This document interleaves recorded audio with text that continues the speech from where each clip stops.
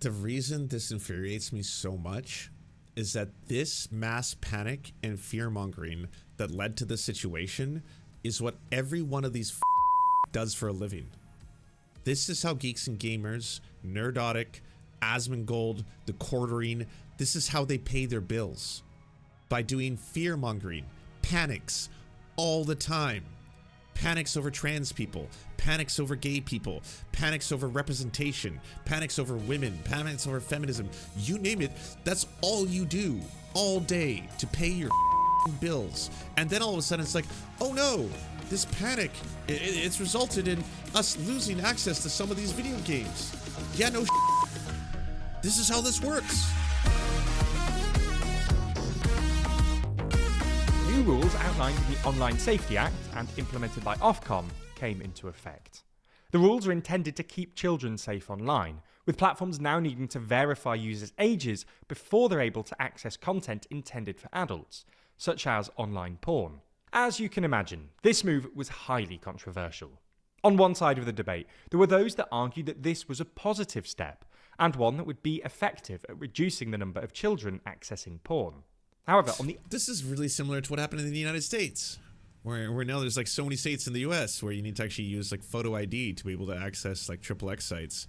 The wild thing was that like a lot of the big porn companies, which, you know, they're indefensible, they're just monstrous capitalists, like thanks Quebec, and then they all come from that one big corporation, Quebec, that owns all the tube sites that really, like, you know, take advantage of sex workers and their own content. But either way, the argument being like, well, yeah, this is just to prohibit, you know, children from ever accessing these sites. And it was like, a lot of these sites have no interest in wanting children to access their websites because that's illegal. And they're going out of their way to be able to coordinate with any kind of app or program that are very easily accessible for parents to get, that can universally block all the sites that conform to these standards. So for, you know, the hubs and the vid sites and all that shit, what they would be doing is they'd effectively be like, hey, by the way, for any kind of child protection program or app or even extension that you want to put on your browser as a parent, we are obviously going to collaborate with you so that there is no accessibility for anybody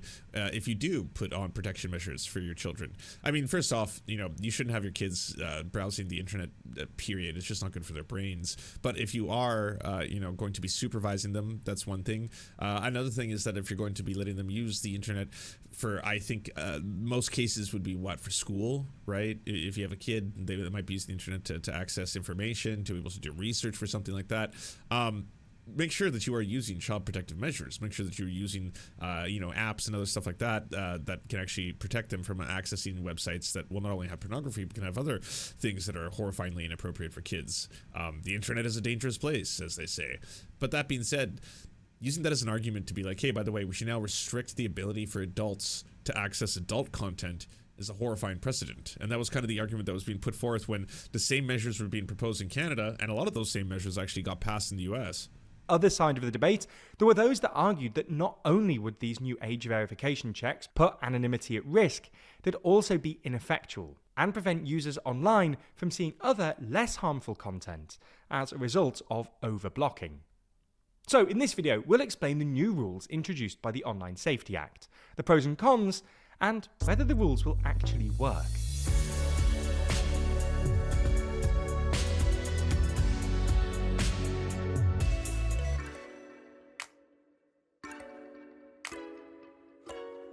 Never miss an episode and always feel in the loop by subscribing and ringing the bell. Now, the Online Safety Act actually made its way through Parliament all the way back in 2023, under the then Conservative government.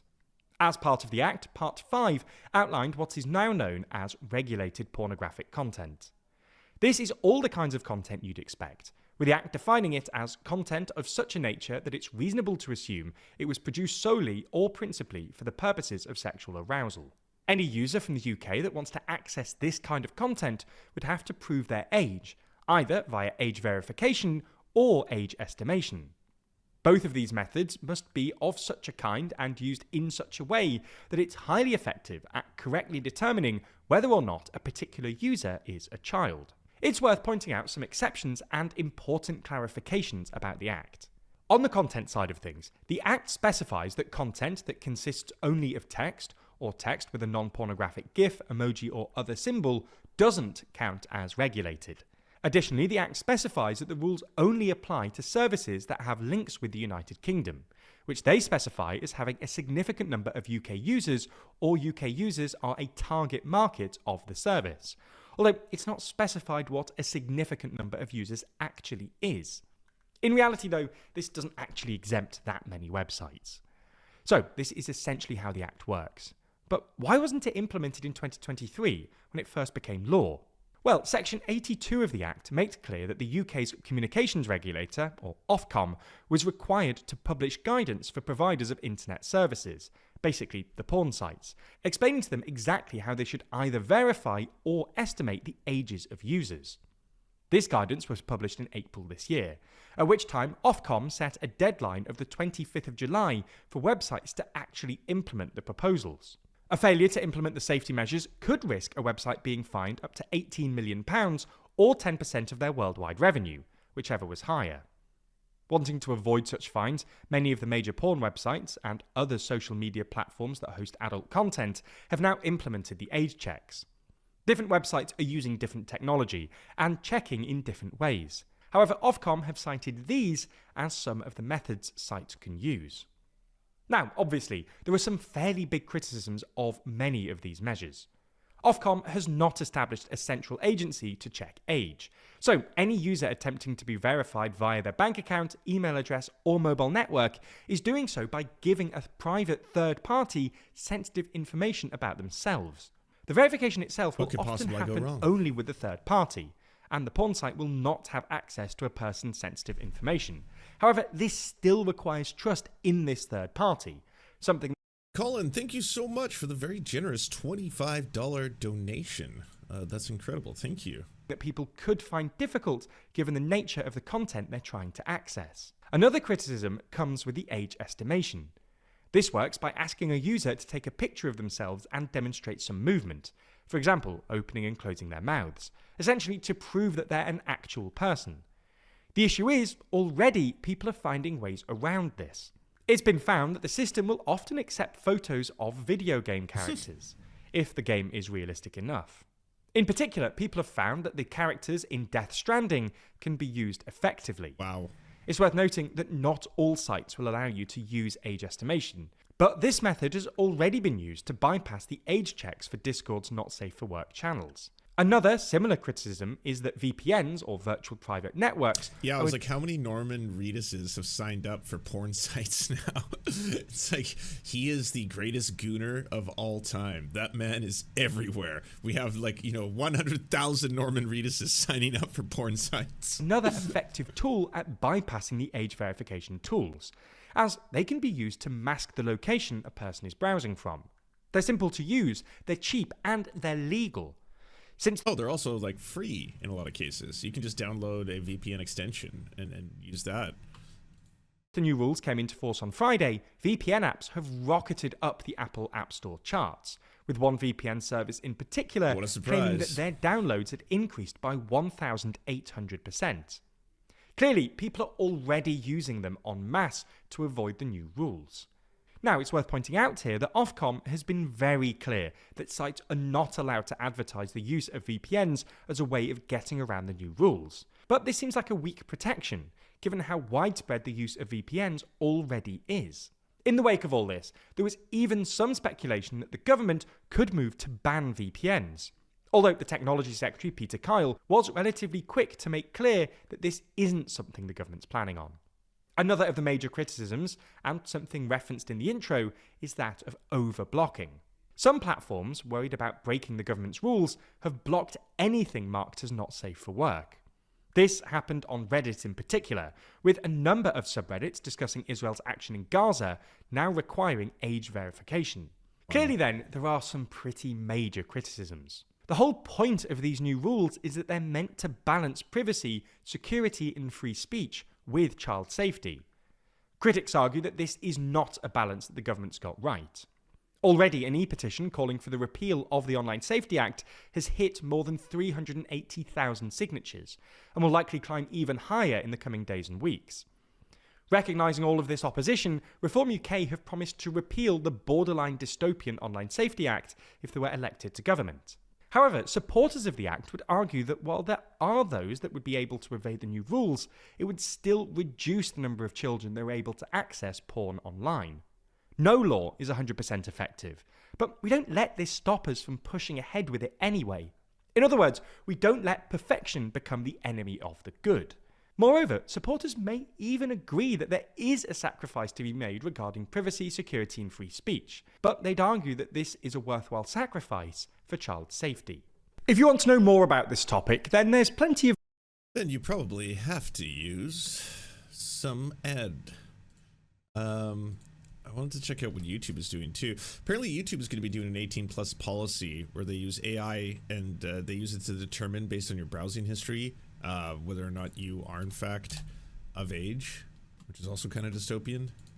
And then yeah, I was going to check out the video game aspect of this because that's a different story, but it's also involving censorship. What took Marcellus Wallace?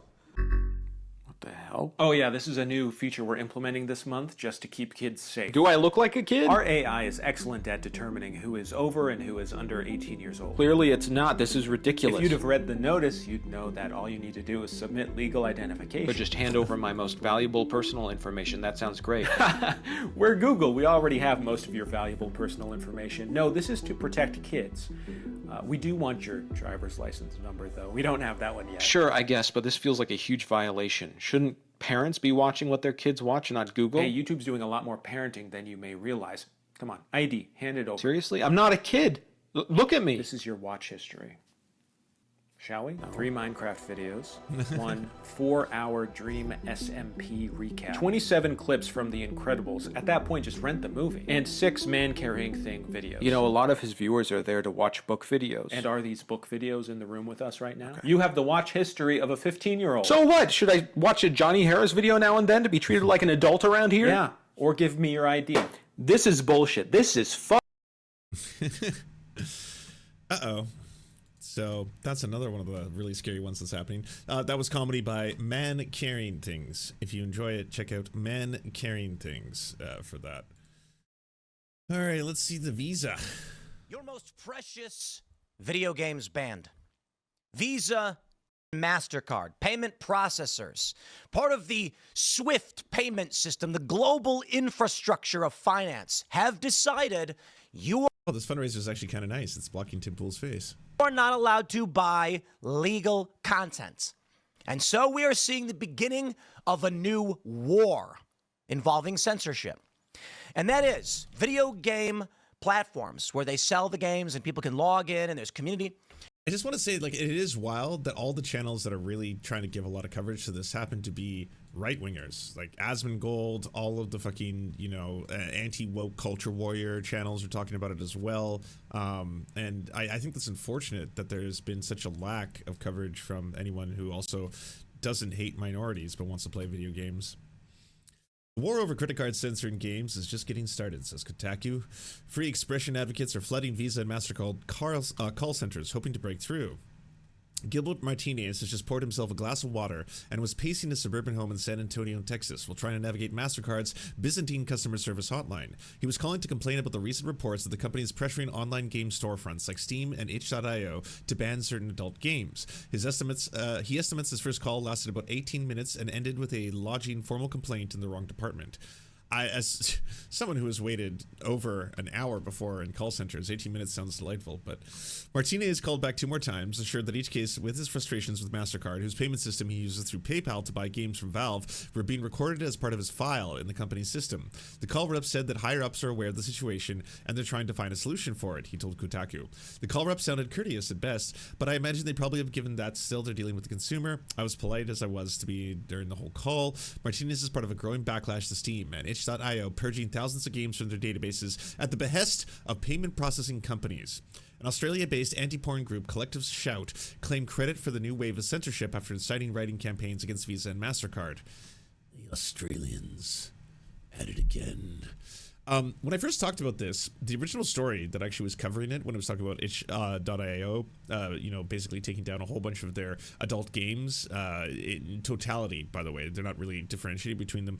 It was reporting on this as if this was something that was being done to restrict the use of illegal games that were on the platform that depict sexual assault, games that were on the platform that depict incest and maybe the abuse of minors, that kind of stuff. So immediately when you hear all that, and myself included, when I was reading that first article about it, you think, oh, okay, well, that's not a bad thing in essence, right? Like, I don't think that there should be games that promote the abuse of children, or games that promote sexual assault and stuff like that. So that's what they're doing, and it turns out it's way worse. It's these blanket bans for games that could just have mild to hardcore, sexual content, which adults should be allowed to buy and consume. By the way, they should be able to buy porn video games. Just because it's not my thing doesn't mean that it's not someone else's thing. And if you want to play video games where you get chased around a room by these giant titties that roll like balls or something like that, I don't know what they are, but whatever your thing is, you should be allowed to enjoy it. You're consensual, you're an adult who wants to enjoy consensual adult entertainment, then absolutely go forth and enjoy, Boob Roller Extreme Plus 2, Penis Edition, whatever it is. But that's pretty wild that these blanket bans are coming, and it's being done by these organizations that are saying, well, we're just trying to do this because we care and we're doing this for safety. And we want to make sure that we get rid of the violent video games, not violent as in it has violence, but as in the potentially harmful video games that deal with child abuse, that deal with sexual assault, that deal with rape and incest kind of stuff. That's what we're targeting. Where it is, you're applying a lot of pressure to major corporations like Visa and Mastercard. Their corporate bottom line is going to hear this and be like, oh God, we didn't know. We had no idea that our services were being used for people to buy these horrifying video games. Yeah, blanket ban it all. They claimed the wave of censorship after inciting a writing campaign against Visa and Mastercard, which accused of profiting off rape, incest, and child sexual abuse game sales. Some fans of gaming are now mounting a reverse campaign in the hopes of nudging Visa and Mastercard in the opposite direction. I'm now writing a letter to Collective Shout, seeing the rise of censorship and claiming that it's to, quote, protect kids. It sounds almost like the satanic panic. It's that. Once again, it's the entire thing is being done under the guise of, won't someone think of the children? Won't someone think of the kids? We have to protect the kids. Well, yes, there is an onus upon these, game hosting sites, Steam or itch.io, to be able to, again, provide 18 plus, protections, in that you cannot buy certain games that are intended for adults. If you're not an adult, that's on them to do. But to then say that, like, we want them to cancel their ability to use payment systems in totality to make sure that we protect them. Well, this is how a lot of these, fear and panic-driven movements start. And before you know it, suddenly you have mass censorship of all games that might be available to adults otherwise, that happen to have breasts or penises or whatever it is.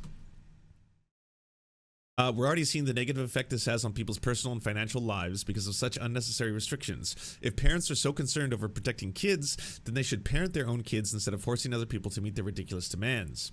Indie horror game Vile Exhumed is one of the titles that's been banned from Steam by Valve. Released last year by Kara Cadaver of Final Girl Games, it is players rummaging through a fictional 90s computer terminal to uncover a twisted man's toxic obsession with an adult horror film actress, using this format to engage with themes of online misogyny and toxic parasocial relationships. It was banned for sexual content with depictions of real people, which if you played it, you know is all implied, making this feel even worse.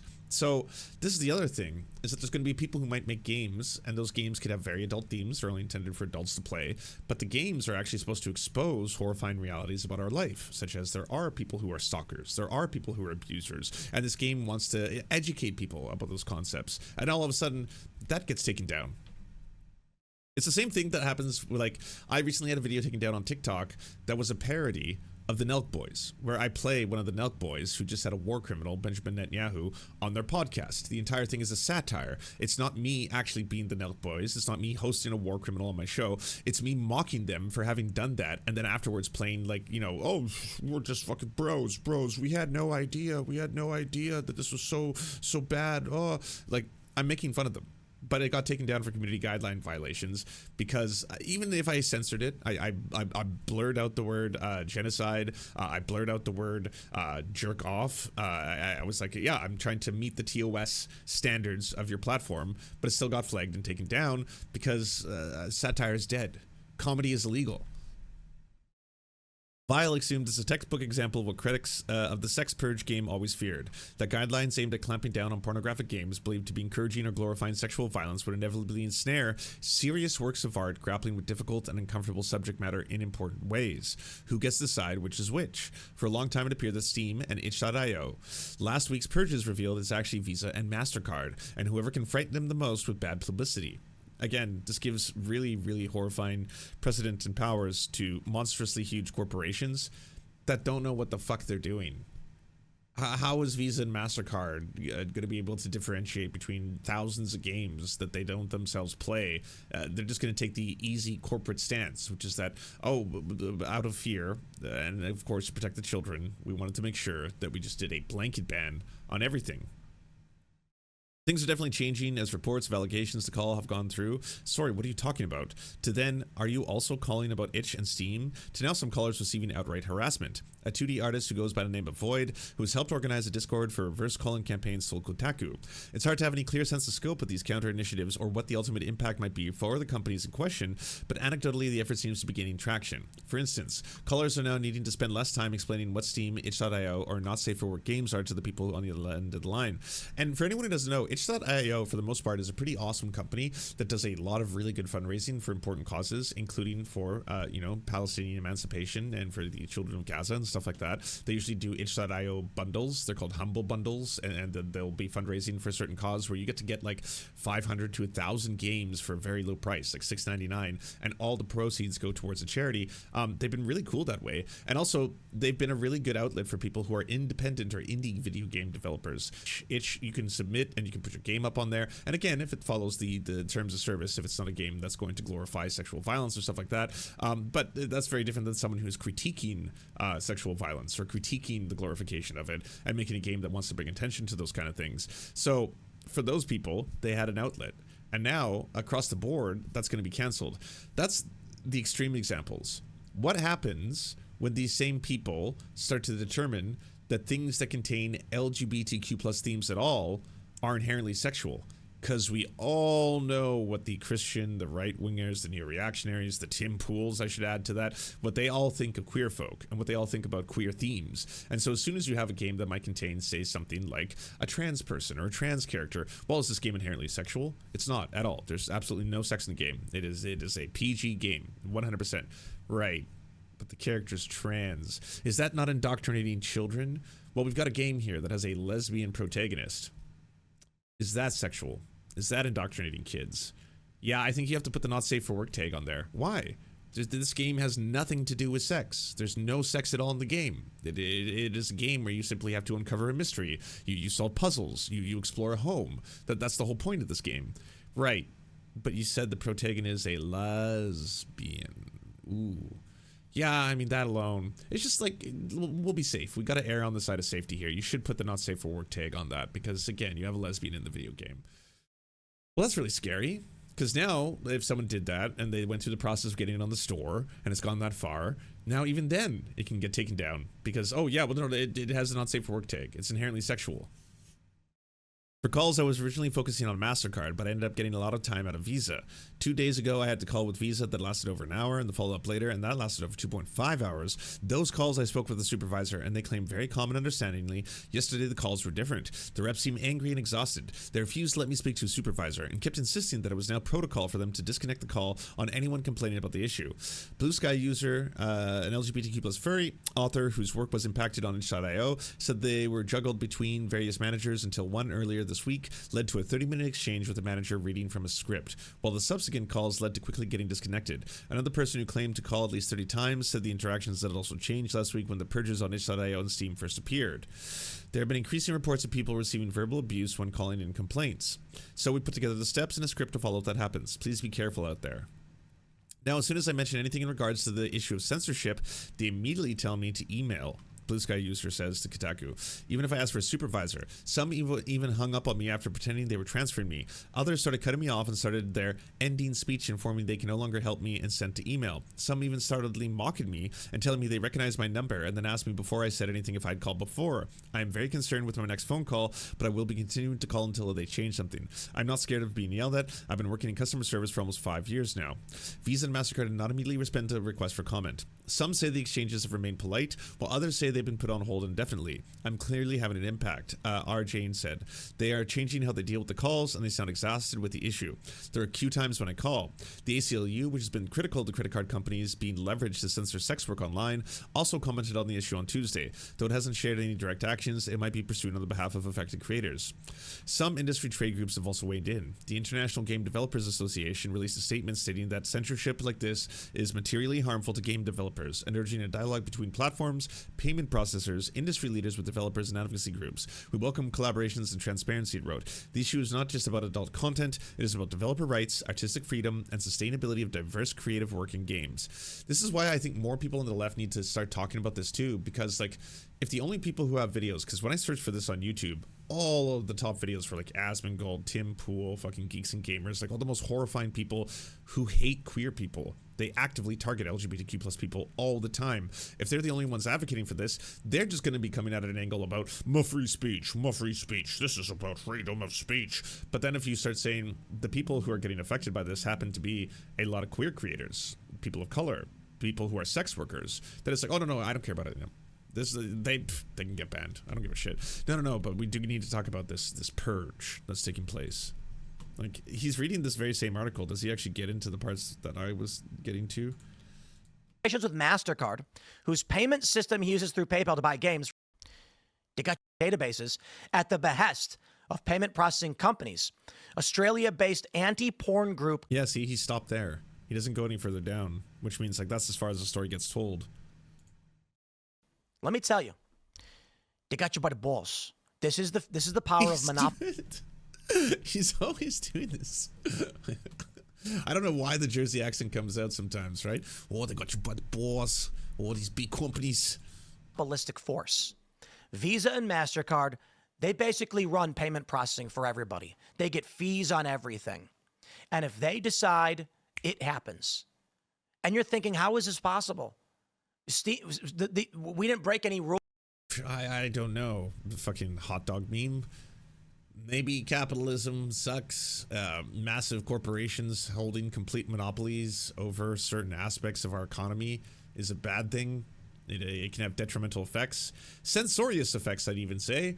Like, for the longest time, all of the free speech warriors were talking all the time about how, oh my god, I can't believe it, they took down Nick Fuentes off of YouTube. This is an assault on free speech. They took down Alex Jones. Free speech is dead. Oh, these companies are just woke liberals who are trying to censor our speech. Never talking about the fact that, isn't it bad that there's only like 3 to 5 companies that control all social media? Isn't that a problem? That there's only 3 to 5 companies that control all payment processing and credit cards? Isn't that a problem as well? Because, like, yeah, a solution here, and a really easy one, would be for these companies to suddenly go with another option. But it's like, there are no options. It turns out that, like, every single field, it doesn't matter where you look. It could be beer, it could be airlines, it could be, a cell phone and fucking internet providers. Every single one of them is only controlled by 3 to 5 companies. Our media, 3 to 5 companies.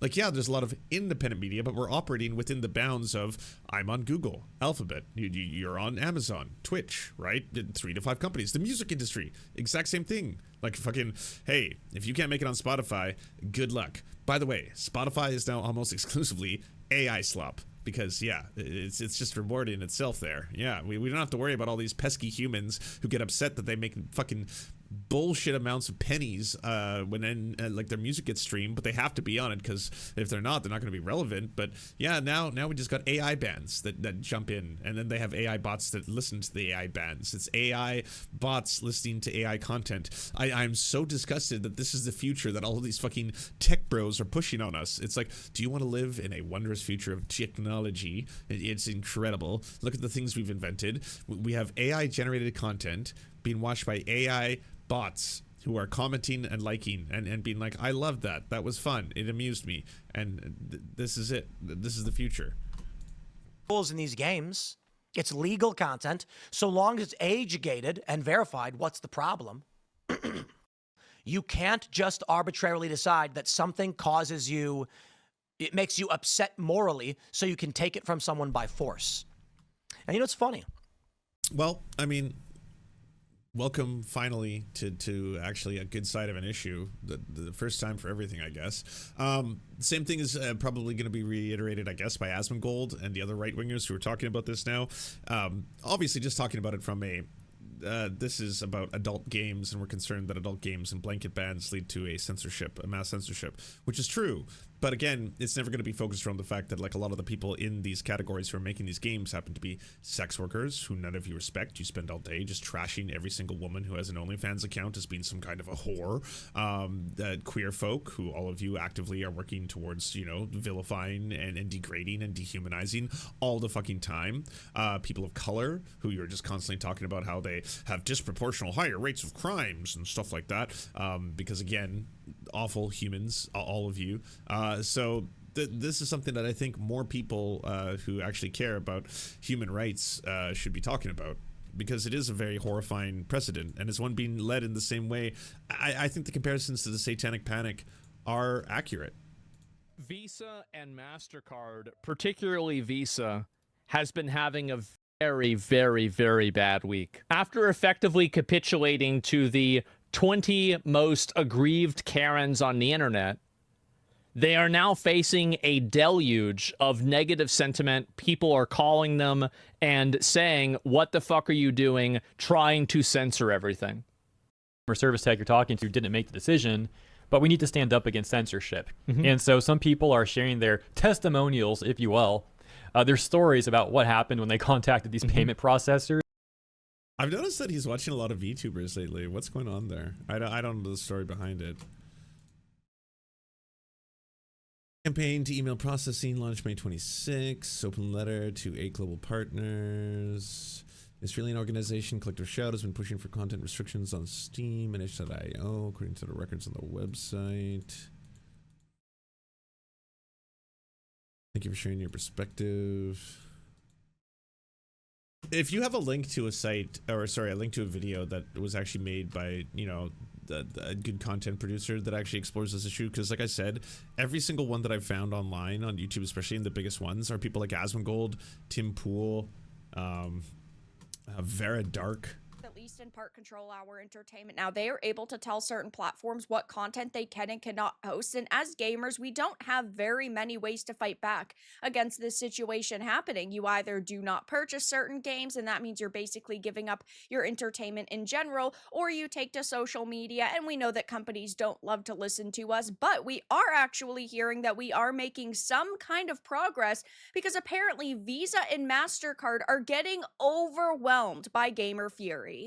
I have a few different things to show off, but before I get into the topic, if you enjoy the content I create, check out the links in the description. Also, itch.io, it admitted that it is because you have Collective Shout, the feminist organization, who went to the payment processors. They literally had just... And I like their angles that this is the feminists who did this. Both Asmongold and now Vera Dark are like, it's the Karens. The Karens, they came for us. I hope you all realize this is also kind of like the inevitability of a lot of what your right-wing propaganda leads to, right? Like, I mean, you are spending 24/7 just vilifying any single game that has a queer character or a black protagonist and constantly talking about how bad and evil they are. And yes, in your own way, trying to cancel and censor games that don't please you. And then all of a sudden it's like, hey, by the way, there's a much bigger problem happening right before your eyes, where there are these monstrously huge corporations that control everything. Like, how many companies even make the games that you all want to play, that you hate, that you all say are woke all day and night? Those are monstrous multinational corporations that are fucking terrible, that treat their employees like garbage, that have consistently been destroying the video game industry by corporatizing every element of it. Any single square inch of video games that can get the fucking tentacles of capitalism in there, they have done that. The loot boxes, the fucking DLCs, the buying $100 video game that doesn't even have all the shit unlocked. Like, like, it's so infuriating if you buy a new game like Mortal Kombat 1 and then all of a sudden it's like, all right, choose your character. And half the characters aren't even available, and you're like, "What the fuck? I want to play as some of those characters. That's the Scream guy, the guy with the mask from Scream. Why is it not selectable? Oh, you have to pay for the DLC. Yeah, no, I bought the game. Yes, you did. You bought the full legal copy of the game. You own that now, but you don't own the full game. You own a fraction of the game. It's like a puzzle piece, and you can buy the other pieces of the puzzle." It will cost you. But don't worry, we made it convenient. What you can do, see, is you can buy some select packages. You might be able to buy this one. This one has, like, you know, T-1000 from Terminator 2. So that's in there. You know, Conan the Barbarian's in that one too. That one's fun. It's not gonna have all the characters though. Do you want some of the old school characters from the other Mortal Kombats? That'll be in the other DLC, which you can also buy. But if that doesn't please you, we got another thing you can buy. Costumes. Do you want the characters to have different costumes? You can buy those too. What about different fatalities? Yeah, that's it's literally you are paying for a cutscene. Like, you're paying money to download a motherfucking cutscene. And then it's like, at what point were any of you going to realize this is the problem? Like, the corporate greed is the problem. The capitalism is the problem. Not the fucking wokeness. Not the fact that some of these games are made by women, or that some of these games have women in them. But you spend so much time just all day fucking complaining about that, making video after video after video. Can you believe there's a black samurai? Oh, this is disgraceful. Oh, this is not Japanese culture, of which I'm now a fucking foremost expert about it. We have to stop this. I don't like Yatsuke. I hate it. I hate it so much. Woke. And then it's like, while you're doing that, these companies have become infinitely more powerful. They've grown to such a size where they're all just eating each other up. They're now merging with one another, and so one single company can own like 40 studios. What happens when that fucking parent company decides that they don't even want to really make games or release games in perpetuity on their platforms? So all of a sudden, it's like the games you buy and download, you don't get anymore. Why? Well, I know the whole thing with cloud and like digital media or, you know, internet media is kind of going to be bad if we don't support it anymore.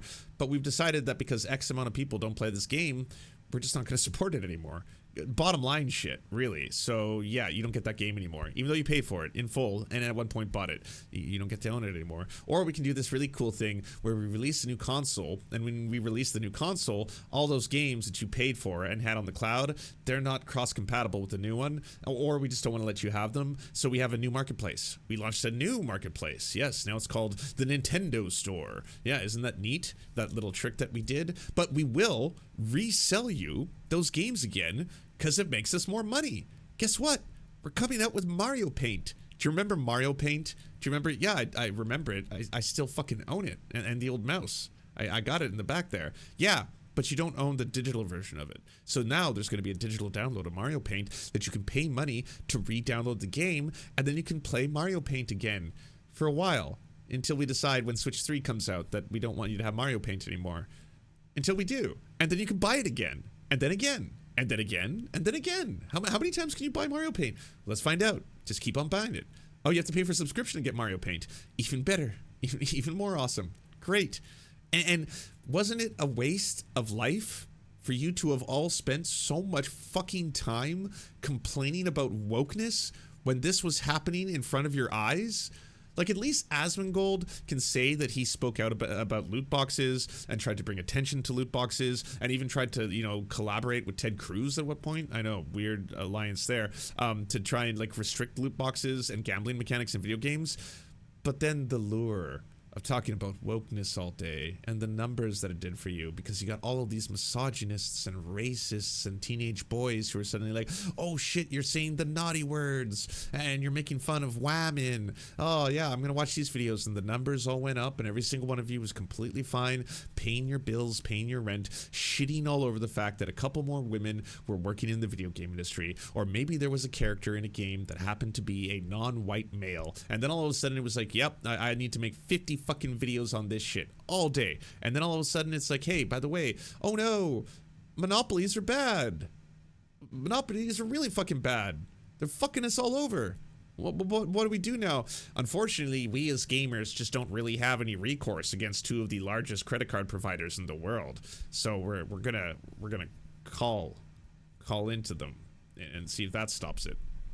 I mean, at least you're doing something besides going after minorities. So that's, I guess, a positive, right? If all of these channels are suddenly like, hey, by the way, bad thing is happening. We gotta talk about that for a little bit. Just admitted that because they were ignored by Steam, they went there. I mean, this was their statement yesterday. I did another video on it. It will be linked down below. I know they said we raised our objections to R&I games on Steam for months, and they ignored us. We approached payment processors because Steam did not respond to us. So because Steam didn't bend the knee and instantly cave into their outrage, actually a W for Steam, they went a step further and brought it to payment processors. That is the reason why we are in this situation. And I don't think that it's just because of collective shout. I think that payment processors were going to do this regardless of collective shout complaining or not. It's just that now it's a very easy kind of target. See, the reason this infuriates me so much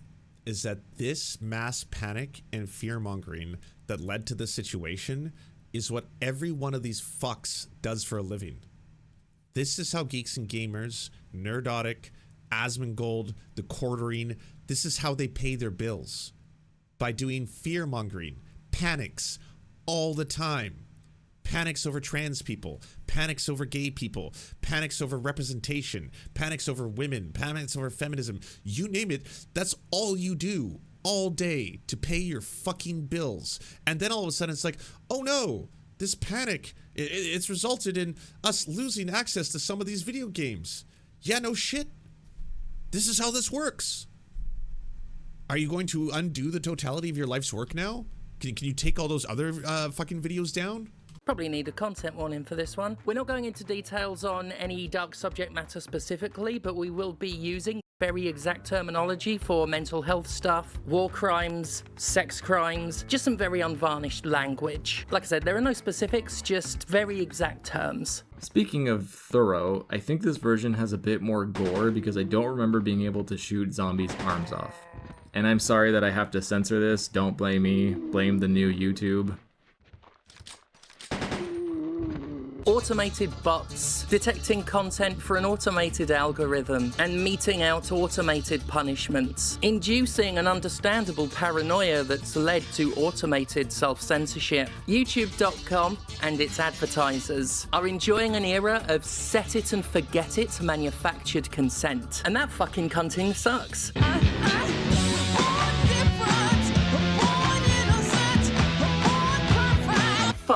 You know, with the like bots watching bots stuff, the thing I haven't figured out is that that's basically what most of the tech AI bros are pushing right now, is this idea that, hey, by the way, we just have this revolutionary new technology. It can actually simulate human interactions to a point where some people can't even discern between what is a bot online anymore and what is an actual commenter. Sometimes they'll pop up in your chats. Twitch has a huge problem right now with bot viewing and people who are trying to increase their streams with bot accounts and stuff like that, or bot commenters and chats. Same thing with like YouTube comment sections and all this kind of thing. And then the same tech bros are advertising this all as being a great thing because it's like, yeah, I mean, we're even launching platforms. We've got an alternative to Netflix. We're pouring billions of dollars into it, and it's effectively going to be a 100% AI generated platform. So all the content is made by AI, and you can even, like, you know, do little things like, hey, I want to see a cartoon and a TV show about Elon Musk and his incredible IQ, and then you type that in, and then boom, you'll get a cartoon. And isn't that cool? And that's the future. And like, so first off, if you've watched the examples of that, like it's so pathetically bad. It's really funny they're even trying to push for that kind of shit. But for AI bots watching AI generated content, what the fuck do advertisers want to do with any of this? Why would they want to touch? They're all touting this as like the numbers will be insane. There'll be numbers you've never seen, viewership numbers, commentary numbers, all this kind of stuff. Yeah, but it's just math. It's in terms of like, an advertiser wants to advertise a product so that a human with capital buys that thing. The bots can't buy things. So why would advertisers want to fuck with this? Has anyone solved this problem yet? Has anyone answered this problem? Is it just like supposed to be a fusion? It's like, well, because the bots and the AI generated content and the AI generated response to the content will just make the numbers go so high up, a handful of people will have to be sucked into that somehow. It'll be like a vortex, right? Like you'll be watching, oh, I could watch Hasanabi. He's got 30,000 live viewers, but I could watch whoever Super Hasanabi is. He's got 2 million live viewers. Let's check out Super Hasanabi. And then you click on it and it's just like some, you know, terrible fucking Temu version of Hassan being like, I'm going to do a fucking parody here. But is that the idea? Is that it? Is that where investors are like, that's where we're headed and advertisers will love it? Because even though most of it is fake, some of it has to be real somewhere in there. Fuck. I get to say that here. It's easy. It's as easy as saying free Palestine. I can say fuck as much as I want because of the funding I get from you on patreon.com. Now, I was one of the innovators of that, of YouTube videos being supported by Patreon. I was one of, if not the first, certainly one of the very first, and my particular vision for that was a deal.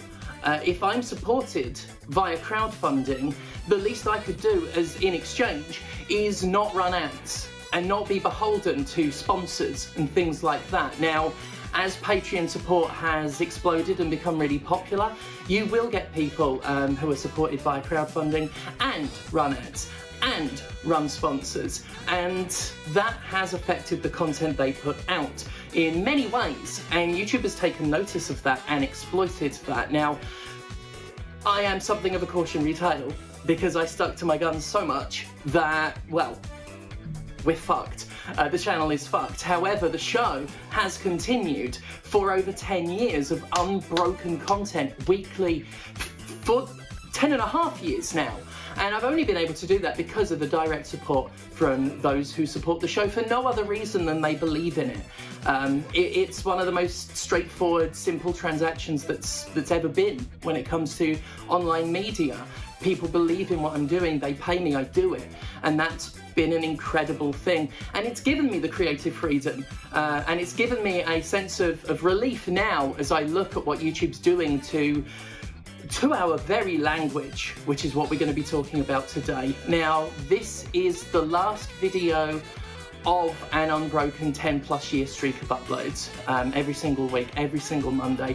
I have to take a break because as I've said in previous videos, this career I've had outside of YouTube, the writing, it has exploded. I've got so much to do. I need to finally take a rest.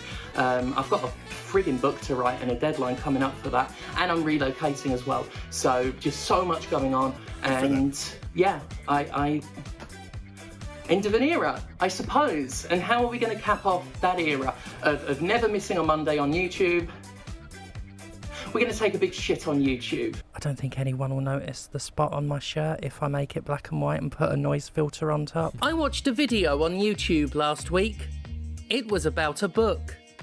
A book about the Holocaust. The video's narrator, citing fears of YouTube suppression, said they wouldn't use the word Holocaust and then attempted to discuss the Holocaust without indeed using the word Holocaust. I sat there watching as this disembodied voice would try to tackle one of the darkest and most serious historical subjects of all time in purely euphemistic terms, referring to the history or that event. I sat there and I quietly thought to myself, they're going to say the Jews were unalived, aren't they?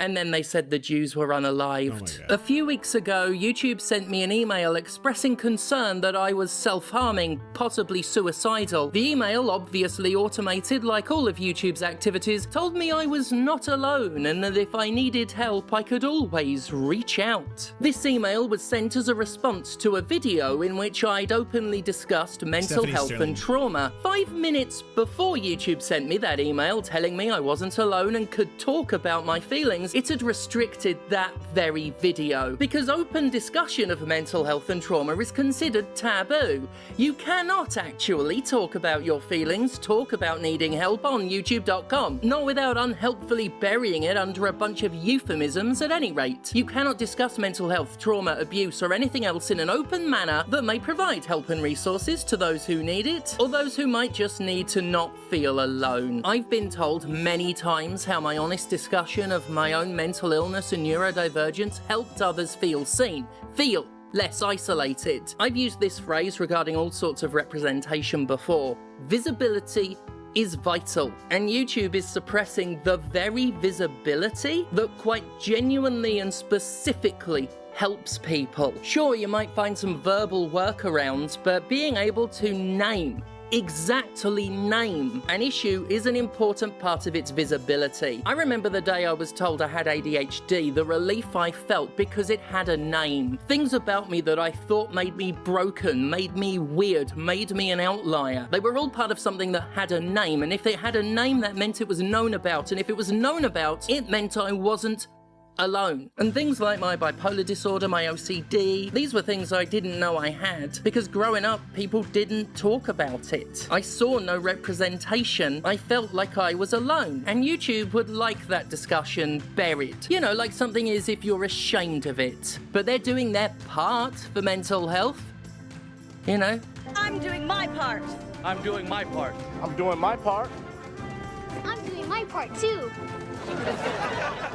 Sending performative boilerplate emails. You're not alone, YouTube says, as it tightens the chain on material that would allow people to feel like they're not alone. You're not alone, YouTube says, as it serves yet another reminder, the same reminder it always has, that it can isolate your voice at a moment's notice and you are powerless to do a thing. You're not alone, YouTube says, as it sends an automated email via an automated process in which the only human involved is quite specifically alone. A few months ago, I was watching a video by one of my favourite critics, Josh Strife Hayes. I mean, what's not to like? Smooth voice, measured commentary, dapper dress sense, dreamy. T-minus 2011, thank you for the gifted subs. But if you have money to spare, please don't buy subs or donate biddies. Go to the link at the top of the chat and donate directly to the UNRWA. Just do that instead. Yeah, we'll be fine for subs today. Just go there. But I do really appreciate it. But yeah, if anyone has $1 to spare, please click on the link at the top of the chat where it says donate to the UNRWA, and it'll link directly to the donation page. And Josh was talking about an action game that involved plenty of gunplay, one of those there shooter games, if you will. And I tilted my head like a curious dog as he explains that he wouldn't be using the word gun while talking about a game about guns. Now, his workaround was charming, as he is, insisting on calling a gun a rooty-tooty point-and-shooty every time he mentioned one. It was a fun term, and it's a good video, yet I couldn't shake my unease at the overall absurdity of the situation we're finding ourselves in. Since when can you not talk? I don't know if you'll remember this, but I remember Big Joel getting a lot of hate on the internet for saying that he's like getting really sick and tired of hearing people say like PDF file or unalive. It just sounds like kind of like childish for things that are very serious, and we shouldn't be trying to make them sound kind of like silly or downplay the severity of what they actually are about. And obviously the pushback came in the form of like a lot of people who do that, including content creators, do it because they have to. It's a survival thing, right? Like saying grape, for example, instead of talking about sexual assault, is being done because every person who happens to be a content creator, if you are on TikTok, your videos will get pulled down right away. If you're on YouTube, your videos will be demonetized, if not pulled down. So it's something that people are doing not simply because they want to change language or take away or downplay the severity of a lot of this stuff. It's because like you just want to protect yourself, and like this is part of your income and your livelihood, and it's the companies that are making everybody do this. And this is getting more and more ridiculous to the point now where, like, you know, as Stephanie's pointing out, people who might have a video talking about a video game that discusses very serious issues like the Holocaust, or even something as benign as talking about guns, they're having to censor those words specifically, and leading to this kind of like, well, what are we even doing here? Like, if you're going to do a documentary, and it's a documentary involving, say, the Nazis, you should be able to talk about the Nazis, their war crimes, their atrocities, and delve into that without having to sit there and be like, at any given time, if I say the naughty word, the wrong word, my entire video gets demonetized, I make no money, and then the hours and hours and hours I pour into making this content is effectively just going to be wasted. About a literal shooting game while mentioning the guns that do the shooting. Can a game like Doom even be discussed properly at all, considering some of its most iconic and important weapons literally have gun in their name? Big fucking gun. It is called the big fucking gun. Holy shit. And if just saying gun is going to send YouTube's unmoderated and immoderate moderation down on you, what happens if you show any of them? Does a Doom long play now have to be blurred out? Just several hours of a vague and visually useless smear on screen? What happens with the new audiences who might not know anything about whatever game is being discussed? Can a video that describes a piece of media entirely in euphemism with visuals entirely blurred be of use to anybody? Would that help someone who's never seen that media get an idea of what it's like? I can answer that. Because I've watched some videos discussing movies I hadn't seen exactly that way, and let me tell ya, it made for truly useless footage. A few years ago, I laughed as I watched a procession of YouTube free speech warriors, the kind who scream daily about how much they hate censorship, begin to tone their language down, apply bleep sounds over their swearing, and otherwise soften the coarseness of their... Oh, the worst fucking aggressor for that is the quartering. Like, he's just, the way he speaks just sounds so strange, where he'll be like, World War II, bad guys, we're watching Prawn, you know, and you're just like, what the fuck is he saying? Oh, Nazis watching porn. Oh, but he wants the ad revenue. I get it. Rhetoric to appease YouTube's algorithm. Many of them still espouse disgusting views and hateful sentiment, but they were meekly careful to never say any naughty no-no words. It is amazing how even the most militant free speech advocate will volunteer to sew their own mouth shut if it keeps advertisers happy. Of course, I'm not laughing anymore. I saw a video attempt to talk about the Holocaust without saying what it was, what really happened, and who perpetrated it. The laughter's long gone. The despair has set in. What's even the point then? What's even the point of that video? It's like, oh no, I had to keep it ad safe, so I did want to discuss, you know, the horrifying war crimes and atrocities committed by the Nazis, but I just had to be careful of what I said. So you can fill in the blanks. I'm sure that you can still watch it and get kind of the essence of why it was horrifying. Not even comparisons to 1984 feel apt anymore. They needed a dystopian government to pervert their language, but reality has always shown that we don't need something so dramatic. Marketers are more than capable of coercing us into doing it ourselves. And if I hear unalived in a video about actual murders and suicides just one more time, I'm going to fucking scream. Oh, and to anyone on this website replacing the word rape with rake, you know what this video's about. Normally words, but I don't have any for that. YouTube is becoming utterly unwatchable, and it's been disturbing to witness the volunteered suppression of language as everybody cedes control of the very way they speak to a corporation and its advertiser buddies. I'm a big believer in the natural evolution of language. Definitions change over time with each new generation. Fresh slang is conceived. I'm aware I'm old and younger people talk in a way that's completely different from me. I've accepted that, but what we're witnessing right now is not natural. Fear of demonetization and algorithmic restriction has detrimentally altered the way in which media on YouTube is presented. In all the named examples I'm going to show today, the video's host has explicitly stopped talking about the actual subject matter in order to explain to the viewer that they can't say the words they should be saying because of YouTube's policies or the fear of crossing them. That in and of itself is affecting the quality of videos, each one having to go on the same tangent.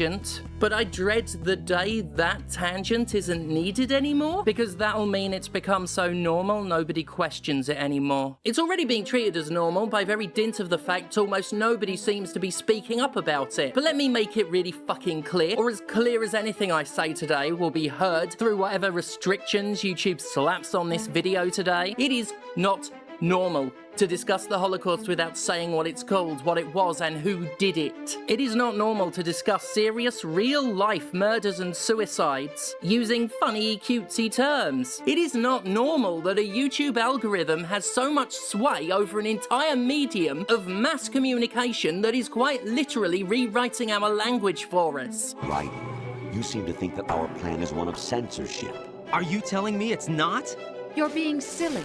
What we propose to do is not to control content, but to create context. And absolutely positively fuck this constant use of unalive. People get killed in genocides, not unalived in mass unalivings. Moral decency requires that when an atrocity is committed, you call it what it is. You don't call it the event like you're a villager in Wellesley Wells. You don't skirt around the perpetrators, whether that's the Nazis or any other piece of shit. but we'll get back to that particular strand. Now, I want to make it clear that I sympathise with the position YouTubers are in, and I say that as this platform's a living cautionary tale. I quite specifically named Josh Hayes, a guy I respect, not because I despise him for this situation, but because I get it. YouTube is in the position companies dream of, having an army of people whose financial futures are tied to their appeasement in such numbers as to be completely disposable. YouTubers found jobs making stuff for YouTube. Hell, they found careers,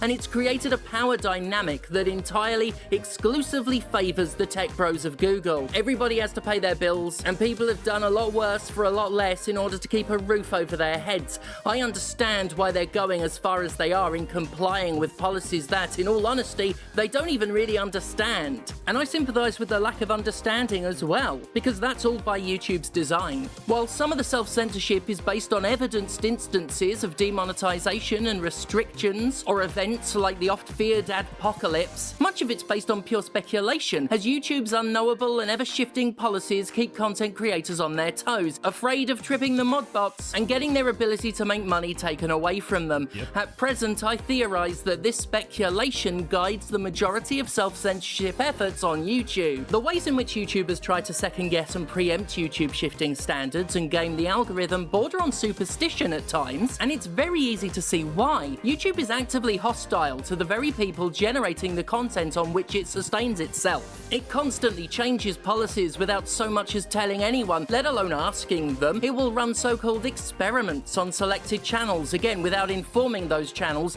dicking around with the interface in ways that can have a tangible impact on how those channels survive. One of the reasons I'm so thoroughly offended at YouTube having the temerity to tell me it's concerned about my mental well-being is the fact, the ironclad fact, that of everything involved in my career, YouTube and its bullshit has been one of the biggest drains on my mental health. YouTube burns people out, keeps them guessing, reminding them regularly that they can lose their ads, lose their sponsors, lose their entire channels if they're not carefully obeying rules that are poorly explained and selectively enforced, manipulating and threatening and getting away with it because YouTubers who built their livelihoods on the platform risk not being able to pay their rent if they do anything to upset the erratic, unpredictable entity that holds the purse strings in one hand and their necks in the other. So we have a class of strung-out creators kept in line by the latent threat of harm, backed up by regular examples of that harm and the occasional mass cull, all left guessing as to how exactly the threat is appeased and overcorrecting in their attempts to do so. Welcome to the chilling effect. I started writing this script months ago, which means I didn't watch that Holocaust video just a week ago. It has been many weeks, and since I watched that video, I've seen so many more, with so many silly word substitutions. I also received another email from YouTube in that time, sent just a few days ago, actually a few days ago this time. In fact, it was on the day I wrote a blog post for Patreon discussing how much better my life's been since building a career outside of YouTube. Which is funny. I can always count on YouTube to swiftly justify my contempt by doing something contemptuous. The email basically outlines how much worse the chilling effect is about to be. See, they're improving their content detection algorithm explicitly to age restrict many more videos, and they'll be applying that to currently uploaded videos as well. Restriction means demonetization. Yeah, and it's also like it's going to move in a direction where ultimately so much slop is going to continue to dominate the platform, right? Like, why even spend hours doing a video essay, doing research, looking up the topic, reading books on it, trying to tackle something that no one else has talked about before, doing pageantry, trying to make it entertaining for people, editing it, putting it all together. And then once you've got months and months of work and the whole thing gets released and you get what, like 9,000 views, 10,000 views, it works out to a couple bucks, you know, 30 or 40 bucks. And then it's like, well, what you could have done is you could have just used this AI slop generator. You could have made at least 40 to 50 videos that are just basically, they look like really disturbing Pixar cartoons, but as long as they've got like a cute pig and a cute kitten, they meet each other and then they become besties, that'll do numbers. And so you should just do that. It's totally ad safe. It's totally brand safe. You don't have to talk about anything controversial. You don't have to talk about, you know, war crimes, suicide, sexual assault, none of that stuff that actually concerns people in their everyday lives, considering there are a lot of people who are affected by things like mental health issues and stuff like that. Leave all that behind. You just make the little piglet and his bestie, and they meet together, and they become best friends, and you get the whole thing generated by AI. So then you put it out there, it's a product, and boom, look at that, 1 million views. You made a ton of money. You make another one, make 20, 40, 50, 100 of them, and then boom, it's going to be a platform saturated with nonsense. No one is learning anything. We're all just slowly decaying and watching this AI-generated garbage, being like, oh, cute cat-ish. Kind of looks like a cute cat anyway. Oh, it's besties with a dog. What's the next one? Humans turning into vegetables. That's a cool theme. What's the next one? Animals jump off diving boards. That's neat. Didn't know that one. What's this one? Robots that spray condiment from their genitals. That one's fun too. I'm just gonna watch that in perpetuity as the days go by. It means algorithmic burial. Oh, and note, the email says more of my videos will be restricted, not maybe. They fully expect their new algo will screw everybody over, because of course it will. They keep moving the goalposts of acceptability. And what's that gonna do for like political commentators or people actually who like want to report on or cover the news? Like if I'm reading out an article, do I have to be like every fourth word be like, oh shit, don't want to say that could potentially be sketchy? I'll watch what I say. What about Bob? Thank you so much for the $10 dono. Appreciate you. Punishing people for not complying with things that weren't there to be complied with at the time. This latest threat from YouTube is exactly what I'm talking about. How can a creator who actually has a career tied to this cunt of a website not end up paranoid as a result of this shit? The threat means nothing to me as a great philosopher. The person who wrote the Quake instruction manual once said, "Thou can't kill what's already dead." But those still alive around here, I totally get the paranoia. Of course they go overboard in censoring themselves, because what's okay today might not be okay tomorrow. You know, I used to have little anxiety attacks whenever YouTube emailed me, because it was never anything good. It was just some new curveball that would make my job harder. And this was years ago, when things were nowhere near as bad as they are now. YouTube is an abuser of its content producers. I wholeheartedly believe that. It is a fucking abusive platform. If YouTubers had even half the rights of actual employees, which they should as the ones whose full-time labor generates company revenue, so much of what Google does to them would be fucking illegal. All of this being said though, as much as I sympathize with the creators' position, I really wish they'd all stop contributing to the fucking Newspeak. The harm they're doing there fucking scares me. I'm sure some people think it's subversive to find a baby talk workaround for the censorship going on. Middle fingers. This is the first part I'm going to disagree with. It's a survival thing. Like, if are there people out there who are like, ooh woo, you need to say unalived because otherwise it could, you know, trigger someone. Like, I think that there are people for the most part who are doing those kind of things, like using euphemisms or just like using different language or coded language because they have to. Because your videos do get demonetized. The same thing was happening for a long time. Like, I had to accept for a while that YouTube was just not a friendly platform for like anything related to LGBTQ plus issues. Early on in the streaming days, like I was actually just streaming on YouTube, and then anytime I would have a discussion with someone who brought up something like, hey, I'm non-binary, oh, I'm a lesbian, oh, I happen to be gay, then I would notice that video instantly demonetized. There was like that little period where it was just like there was like lots and lots of words that they were just like, there was the naughty list of words that if you had them, it would automatically pick them up and demonetize your video. And so, like, you know, if it happens a couple times, you're like, yeah, sure, fine, whatever. 1 in 5 videos getting demonetized is not the end of the world. I can make it up in another video. But then when it's like every single time I talk about queer issues, it gets demonetized, that's a really bad incentivization for me to talk about those issues.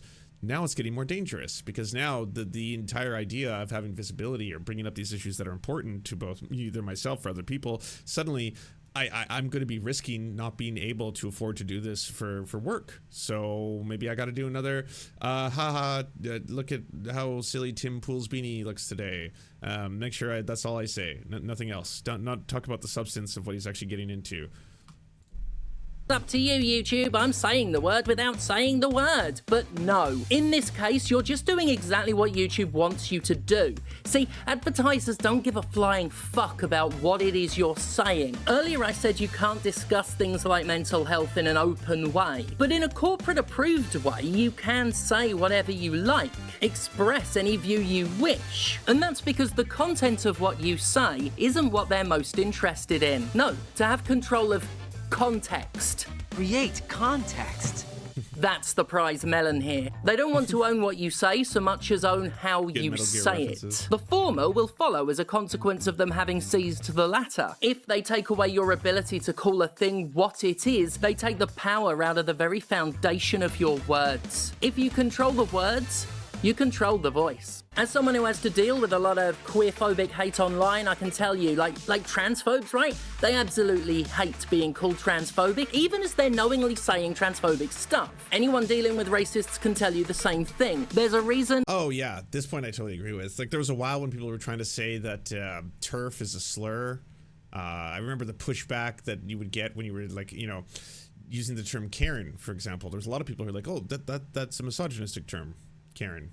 And it's like, well, I mean, you apply it to men as well then. You know, men especially are probably very unaware sometimes of how they might weaponize their privilege, especially when they're going to be derogatory towards other races or oppress other people and not do, you know, notice what they're doing. They're being Karens. There you go. Yeah, but that's a bad term. All right, well, TERF, I mean, it's like a descriptive term, right? You're trans exclusionary radical feminist. Yeah, but I don't know, it does feel like it goes a little too far, kind of feels in its own way if it's its own form of hate speech. And it's like, what, it's hate speech towards hate speech? It's hate speech towards hateful people? I'm not racist, but is such a recognisable and mocked phrase. People are happy to own whatever hateful views they express, but take offence when you call it what it is. This is especially true when dealing with Nazis. There are lots of women who are not Karens. Well, also, like, I'll just admit this as a white person, we ruined that word. Once again, it was a word invented by black folk to describe women or white people in positions of privilege who are abusing and they're weaponizing their whiteness. And so if you were in a, say, like a Starbucks and someone like budged in front of you, like, yeah, you can't get in front of me in line. And then they start crying, you know, weaponizing the white tears. And like, oh my God, this is abuse. And then everyone around them is like, oh my God, what did you do to this poor woman? Did you do something wrong? She's being a Karen. That was where the term Karen came from, right? They were racist crybullies. That's why black people invented that term. And then, of course, as always, not only did white people ruin it, but right-wingers reappropriated it to just be a substitute for them making fun of women. And so it was the right that started just calling everything Karens. It's like, oh, fucking, you're being a Karen. You've just reappropriated this to become a slur for all women you don't like, specifically feminists. It sucks how that happens in the same way that the term woke, right? The exact same thing happened where it became a catch-all term, usually, you know, substitute for the N-word, but obviously just like thing I don't like, I'm not going to be calling woke. Yeah, it's woke or DEI or CRT. Who, despite the attempts of the right wing to rehabilitate their image, remain synonymous with pure fucking evil to anyone with a shred of decency. You want to know why online bigots love saying, oh, so you think anyone... You should go on Tim Pool again. He can come to me. I'm not going to the United States right now. I'd probably get detained at the border and then tortured. The U.S. is not a happy place. I'm looking forward to visiting anytime soon. Anonymous! Thank you for the very generous $75 dono to the UNRWA. That is incredible. Thank you. Really appreciate it. Who disagrees with you is a Nazi. It's because they want to divorce their Nazi shit from the label of Nazism to make it more palatable. We have surpassed $1,200 in a single stream. That's pretty incredible, folks. I'm going to keep it going, by the way. I'll keep it going next week as well until we reach the $5,000 goal. But I'll also have it in videos uploaded to YouTube so people can see. And hopefully that little QC code in the bottom left corner can lead people to the donation link. Gosh, they're almost thinking like advertisers. Take Elon Musk, for example. Seriously. Take him to fucking Mars and fucking leave him there with a Steam Deck and a copy of Quake that he claims to love so much. It feels like 1,000 years ago now, but he did a Nazi salute, right? We all saw him do it. It was blatant. It was clear. But immediately after he did it, out came the excuses and deflections from his weirdo supporters. Oh, it was a Roman salute. Oh, he's just awkward, getting gestures wrong. Oh, he's just showing his heart going out to us. Oh, he's just showing his heart going out to us. The idea he has one of those should have been sus enough. Even as Musk continued to court the fash, his enablers scrabbled for ways to explain the Nazi salute without calling it a Nazi salute. Because their problem isn't that he did it, the problem is that we know what it is and can call it exactly that. There has been a decades-long ploy by Nazis to retcon the Nazi salute or imagery like the swastika to recontextualize it and make it palatable again. To rehabilitate that which is understood to be wrong. Once you seize the context, you control the content, control the words, control the voice. Create context. Oh, can you guess one of the most commonly believed no-no words on YouTube? That's right. It's Nazi. Look, I'm not going to say that the slapdash jerk-offs ostensibly running this platform are suppressing the ability to call a Nazi on purpose because of the optics of me saying it, but like, the website whose algorithm inevitably funnels users down an alt-right pipeline does nothing to tackle bigotry on its platform and censors videos talking about right-wing conspiracies, racism and queerphobia, but leaves the actual right-wing conspiracies, racism and queerphobia well alone, might have some, leanings. That latter point, by the way, really speaks to one of the more vile aspects of a system in which only words but not content are policed. Because yeah, you really can say whatever you like, spread whatever. Also, it's like it's been the death of satire, I found. Like, you can't make videos anymore where you're just doing a skit or a sketch where you're making fun of Nazis or you're making fun of their beliefs, or you couldn't even do that for fucking COVID. Like, I was pretending to be a COVID truther walking through the streets of the fucking freedom rallies in Canada, being like, oh yeah, Justin Trudeau is putting fucking COVID in our cum and shit like that, like all that stuff. That the video got banned permanently on YouTube. Like, it's all it takes now is like, because these robots don't know the difference. As sophisticated as they're supposed to be, they're just picking up on these patterns, and the patterns to them are like, well, you said a sentence, that same sentence might have been used by someone who is more right-leaning than you, and so we have to ban the thing in totality. And you're like, well, okay, but now that I have done an appeal and I'm trying to reach a human and I'm trying to tell you this was done in error, can we now sort it out? I understand. It's just the scale is too big. It's impossible for you to be able to hire people to be able to look this stuff over. I get that. And I also just don't want to torture people who are working in whatever weird bot farms you have, forcibly watching all of this content all the time.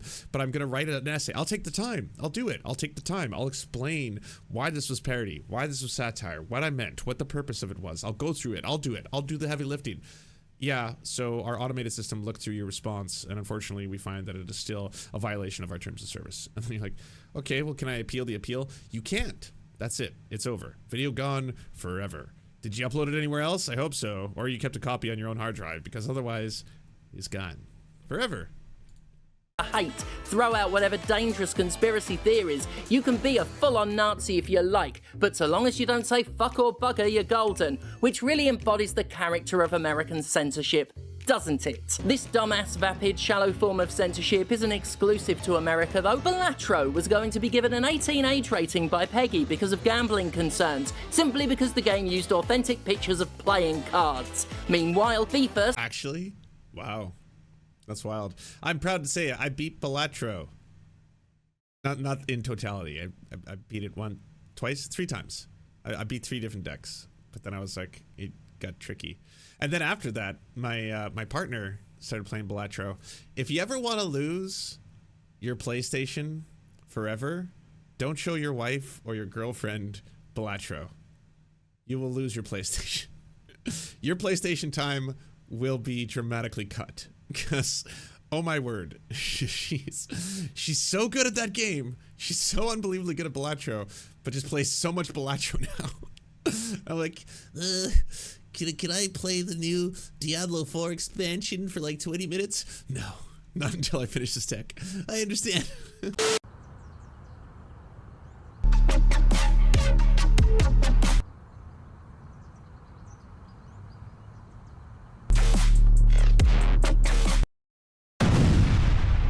Don't let this happen to you. Go to serfscoffee.com to order the only end-to-end owned indigenous coffee company that delivers blood-free, conflict-free, and cruelty-free beans right to your door.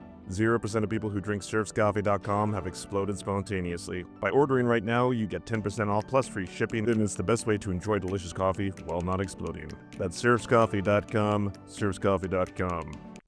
Thank you so much for watching, everyone. This video wouldn't be at all possible without the financial support of all the people whose names you see on the screen right now. And if you want to unlock secret bonus episodes, content that we can't post anywhere else, or get the videos early before anyone else gets to see them, please go on to patreon.com/theserfs. For as little as $1, you can help support this channel and help make more videos like this possible. Our executive producers are Anna Loves Riley, Adrian McCarthy, Bobby Lasers, Cheryl Alvarez, Comrade Junkie, Doug Caddy, Everything Important, Garrett Sandoval, Hagbard Salim, Jimmy Sombrero, Multimondi, Omni, Political Papi, Preston Kroll, Quiet 185, Richard Boehm, Riley and Anna, Roller Dragon, Cernicus, Stellar Gwyn, Sebastian Demel, Tigwig, Trav, and Words Greenwood. And also, it wouldn't be possible without all the names you see on the screen right now. Again, if you want to help produce this content, it's only made possible through the funding of our patrons. Head on down to patreon.com/theserfs. That's patreon.com/theserfs.